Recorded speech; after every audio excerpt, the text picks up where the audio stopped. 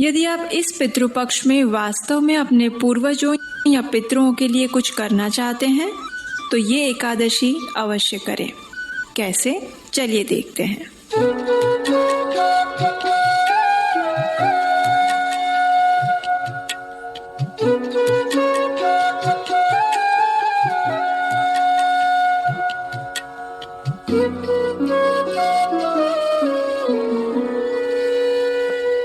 एक बार युधिष्ठिर महाराज ने भगवान श्री कृष्ण से पूछा, हे मधुसूदन, अश्विन मास के कृष्ण पक्ष में कौन सी एकादशी आती है और इसका महात्म्य क्या है? इसके उत्तर में भगवान श्री कृष्ण ने कहा, हे धर्मराज युधिष्ठिर, अश्विन मास के कृष्ण पक्ष में आने वाली एकादशी को इंदिरा एकादशी के नाम से जाना जाता है।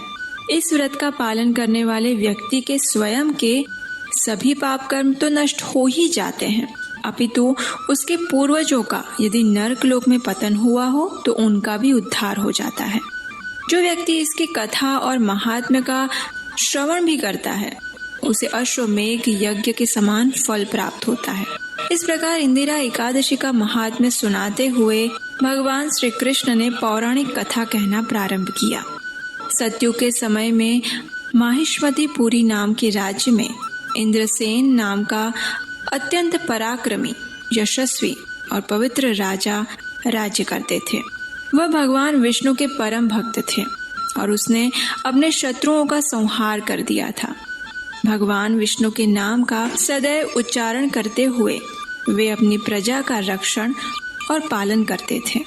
इसलिए उनका परिवार और राज्य हर प्रकार के धन, धान्य, पुत्र, पौत्र इत्यादि से संपन्न था। वे अधिकांश समय भगवत भक्ति को समर्पित करते थे। अब एक दिन क्या हुआ, राजा इंद्रसेन अपनी प्रजा के मध्य बैठे हुए थे। उसी समय उन्होंने भगवान श्री हरि के परम भक्त श्री नारद मुनि को आकाश मार्ग से नीचे उतरते हुए देखा।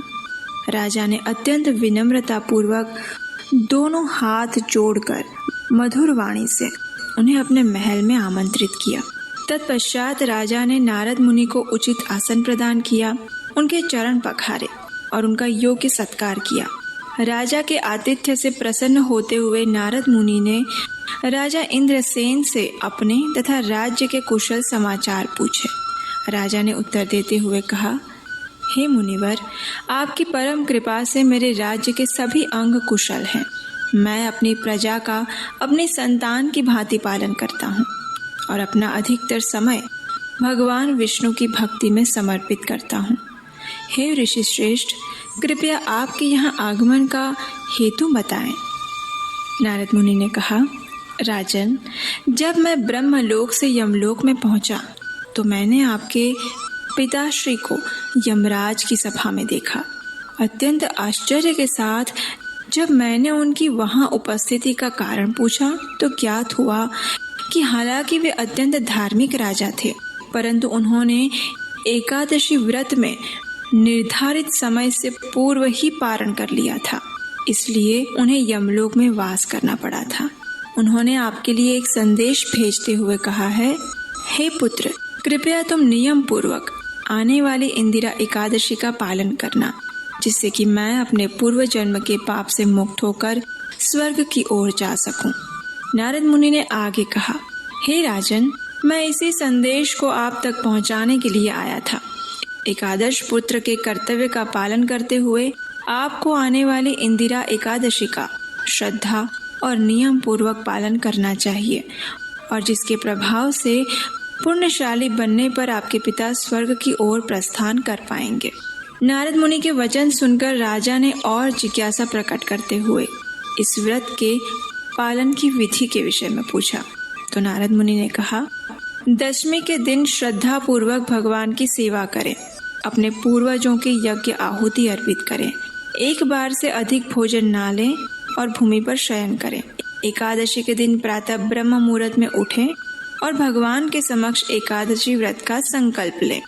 अपराह्न में भगवान के विग्रह श्री शालिग्राम की पूजा अर्चना करें, भगवान को भोग अर्पण करें और उसके पश्चात उन्हें अपने पूर्वजों को अर्पित करें। उस भोग को स्वयं सूंघकर गाय को खिलाएं और संपूर्ण रात्रि के दौरान भगवान केशव की उपासना और कीर्तन करें। दूसरे दिन द्वादशी पर भक्ति भाव से भगवान श्री हरि की उपासना करें। ब्राह्मणों को और संबंधियों को उत्तम भोजन प्रसाद करवाएं और पारण के समय स्वयं भी भोजन ग्रहण करें। इस प्रकार नियम पूर्वक और इंद्रियों को संयम में रखते हुए एकादशी व्रत का पालन करें। इतना कहकर नारद मुनि वहां से अदृश्य हो गए। राजा ने नारद मुनि द्वारा बताए गए दिशा निर्देशों अनुसार इंदिरा एकादशी का पालन किया। उसके फलस्वरूप आकाश से पुष्प वृष्टि हुई और राजा ने स्वयं अपने पिता को आकाश मार्ग से वैकुंठ की ओर प्रस्थान करते हुए देखा। कथा का समापन करते हुए भगवान श्री कृष्ण ने कहा, हे युधिष्ठिर महाराज, इस प्रकार इंदिरा एकादशी के प्रभाव से राजा इंद्रसेन ने स्वयं भी जीवन के अंत में वैकुंठ लोक को प्राप्त किया था। एकादशी के दिन प्रातः ब्रह्म मुहूर्त में उठ जाइए। उठते ही भगवान श्री हरि को याद करिए। संपूर्ण दिन में अन्न का त्याग करिए। आवश्यकता पड़ने पर फल, दूध या एकादशी प्रसाद ले सकते हैं। संध्या के समय फिर से भगवान के समक्ष और तुलसी देवी के समक्ष घी का दीपक प्रज्वलित करें और कीर्तन करें। एकादशी के संपूर्ण दिन में अपनी चेतना को शुद्ध बनाए रखें। हरे कृष्ण महामंत्र के जप द्वारा, श्रीमद् भागवतम के श्रवण और पठन द्वारा। अगले दिन पुनः ब्रह्म मुहूर्त में उठिए। आगे बताए गए नियमों से स्वयं को शुद्ध करके हरे कृष्ण महामंत्र का जाप करिए और निर्धारित पारण के समय पर अपने घर पर सुयोग्य ब्राह्मण या वैष्णव को आमंत्रित करिए। उन्हें भगवान को अर्पित भोजन प्रसाद वितरित करें और फिर स्वयं अपनी एकादशी का पुण्य फल पितरों की मुक्ति के लिए अर्पित करके अन्न प्रसाद के साथ एकादशी का पारण करिए।